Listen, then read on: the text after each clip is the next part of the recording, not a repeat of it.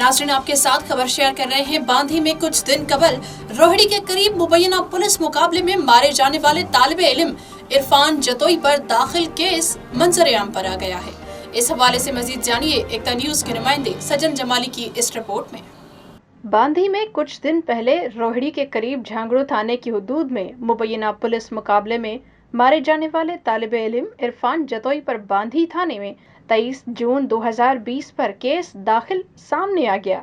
मारे जाने वाले तालिब इल्म इरफान जतोई पर बांधी थाने पर सरकारी मुद्दत में दाखिल केस सामने देखा जा रहा है कि अशरफाबाद जाने वाली लिंक रोड फर्दू पुल पर पुलिस चेकिंग के दौरान इरफान जतोई को एक प्लास्टिक की बोरी के साथ गिरफ्तार किया गया था।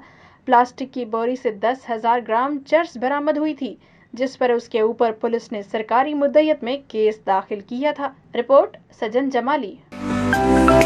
To watch more videos, please subscribe to our YouTube channel and click the bell icon.